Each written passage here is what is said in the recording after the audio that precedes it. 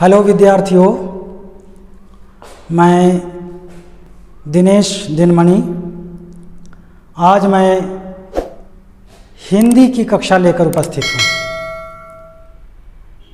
आज हिंदी की कक्षा में जैसा कि दिख रहा है, हिंदी का वर्ण परिचय करेंगे हम। हिंदी वर्णमाला की स्थिति क्या है, उसमें कितने तरह के वर्ण पाए जाते हैं और उनका स्वरूप क्या है, किस किस कोटि में आते हैं, किनका उच्चारण स्थान कहाँ है, इन सारी बातों से अवगत होंगे हम। तो सबसे पहले हम जानें कि वर्ण किसे कहते हैं। वर्ण शब्द से आप परिचित होंगे व्याकरण से इतर। व्याकरण में तो एक व्याकरणिक तत्व है वर्ण, लेकिन वर्ण शब्द का जो शाब्दिक अर्थ है, कोशगत अर्थ है, वो है रंग। रंग के अर्थ में वर्ण शब्द का व्यवहार होता है, लेकिन व्याकरण में वर्ण का विशेष अर्थ है। वर्ण यानी उन ध्वनियों के लिखित रूप को कहते हैं जिन ध्वनियों का हम भाषा व्यवहार में करते हैं। यानी वर्ण वो हैं जो ध्वनियों के प्रकटीकरण के लिए उसे लिखित रूप में हम चिन्हों के द्वारा व्यवहार करते हैं। यानी वर्ण ध्वनियों का लिखित रूप है। तो हिंदी वर्णमाला के हिसाब से हम देखेंगे। ऐसे वर्ण की परिभाषा जो व्याकरण में दी गई है या देते रहे लोग, उसके हिसाब से भाषा व्यवहार में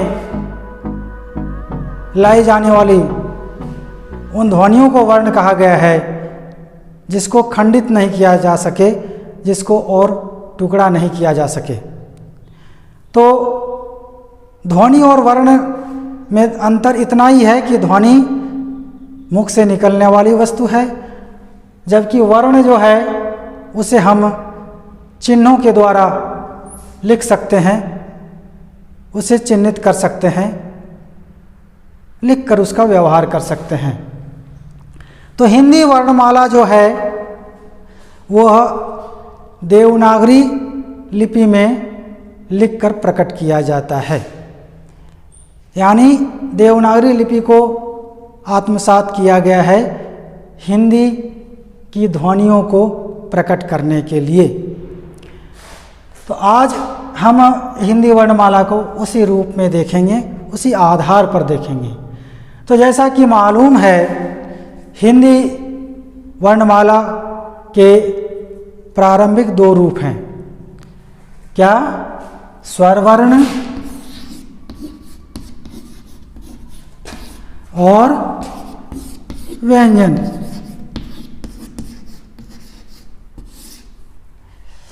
व्यंजन को हम ऐसे भी लिखेंगे, वास्तविक रूप तो यही है।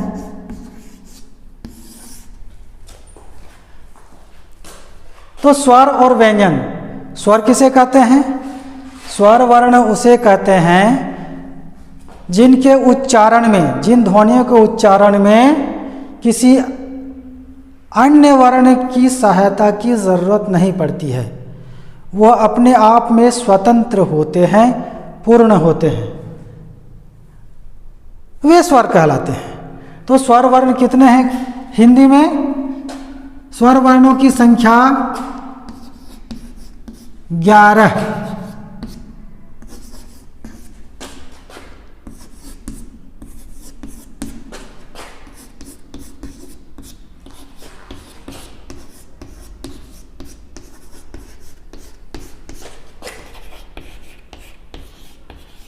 ये 11 स्वर हैं।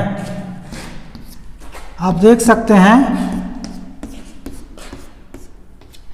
अभी वर्तमान में हिंदी वर्णमाला में 11 स्वर हैं। अ, आ, ई, उ, ऋ, ए, ऐ, ओ, औ।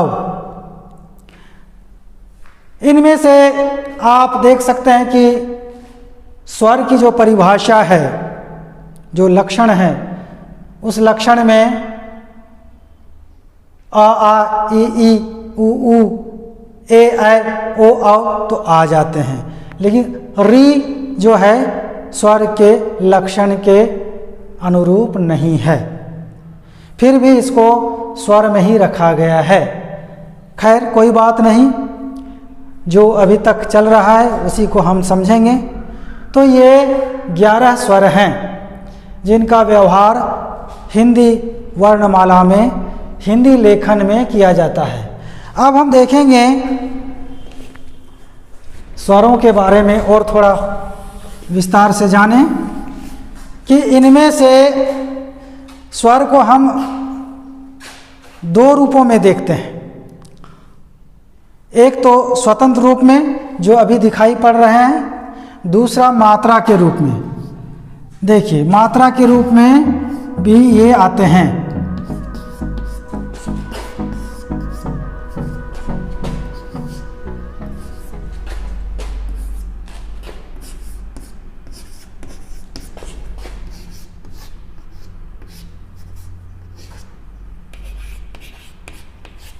ये मात्रा के रूप में व्यंजन वर्णों के साथ जब मिलते हैं तो इन्हीं रूप में हम देखते हैं इनको। तो स्वर का एक स्वतंत्र रूप और एक मात्रा वाला रूप है ना, तो दोनों रूपों को जान लेना चाहिए हमको, नहीं तो फिर हमें दिक्कत हो जाती है फिर, है ना। कौन ह्रस्व है कौन दीर्घ है ये समझ लेना ज़रूरी है। तो इनमें से स्वरों का विभाजन हम उसके आधार पर, ह्रस्व और दीर्घ के आधार पर, कौन संयुक्त स्वर है कौन मूल स्वर है, इसके आधार पर भी। तो ह्रस्व स्वर कौन कौन है? ह्रस्व मतलब छोटा, लघु। ह्रस्व स्वर हो जाते हैं आ, ई, ह्रस्व उ और री। इन 4 को ह्रस्व स्वर के रूप में व्यवहार होता है। दीर्घ स्वर कौन कौन है?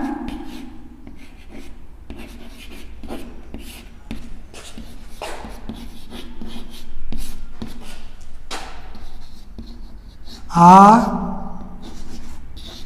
दीर्घ ई, दीर्घ उ, ए, ऐ, ओ, आओ।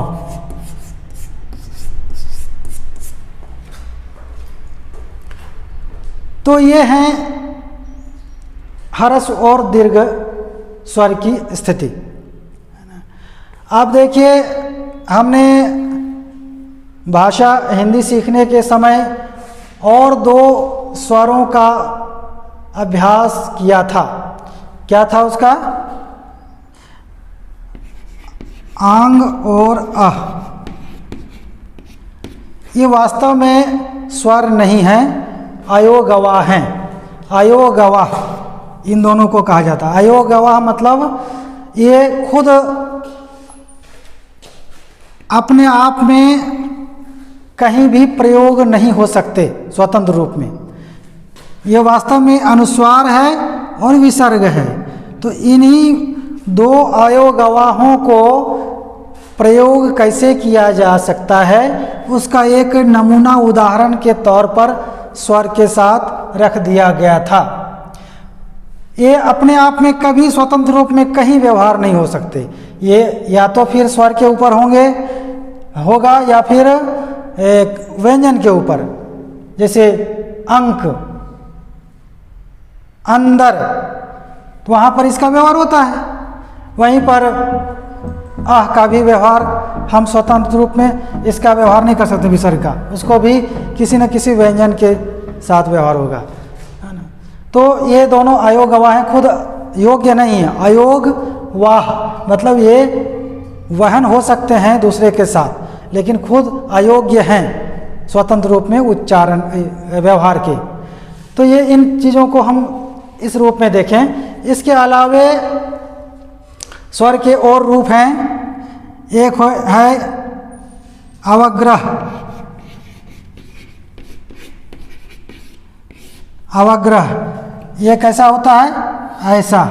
आप देखे होंगे इस तरह का चिन्ह भाषा में कहीं ना कहीं, ये खुला हुआ एस जैसा है ना। तो किसी स्वर को लघु से ज़्यादा समय तक खींचने के लिए, माने ह्रस्व से ज़्यादा समय तक खींचने के लिए इसका व्यवहार होता है। तो ये भी दीर्घ स्वर का चिन्ह है, ये दीर्घ स्वर का चिन्ह है, इसको अवग्रह कहते हैं। ये भी किसी स्वर या व्यंजन के साथ ही व्यवहार हो सकता है, व्यंजन के बाद ये स्वर के रूप में आ जाता है ना। तो ये है अवग्रह। और एक है प्लुत।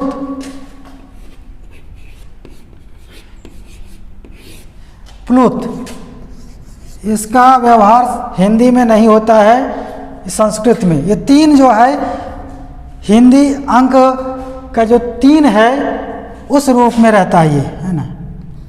ये देखे होंगे आप ओम लिखने में, ओम इस तरह लिखा हुआ देखे होंगे आप, ओ और 3 का चिन्ह और माँ, ओम यानी यहाँ पर खींचना है, ओम। तो ये 3 मात्रा का द्योतक है। ये ह्रस्व दीर्घ से भी अधिक मात्रा है इसमें, यानी अधिक जोर देना है, अधिक देर तक खींचना है। तो ये इसको प्लुत कहते हैं। तो इसका व्यवहार ऐसे हिंदी में नहीं है, लेकिन संस्कृत में तो है ना। तो खैर जान लेना बुरी बात नहीं है, हिंदी पढ़ते हुए भी इसे जान लें तो बढ़िया बात है। अब देखना है कि ये स्वर में ही दीर्घ के स्वर के अलावे फिर स्वर को हम विभाजित कर सकते हैं किस रूप में? तो ये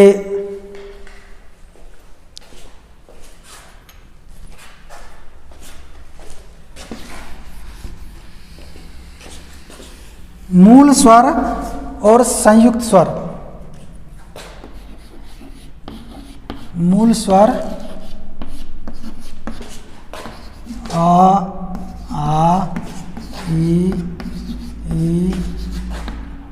उ और री, इन्हें मूल स्वर कहा गया। संयुक्त स्वर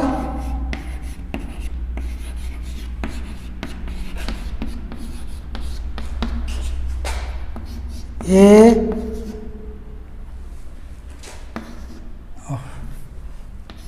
ऐ ओ और आओ, ये संयुक्त स्वर कहलाते हैं। तो स्वरों की स्थिति ये है। अब हम दूसरी कक्षा में व्यंजन वर्ण से संबंधित जानकारी प्राप्त करेंगे। आज इतना ही, धन्यवाद।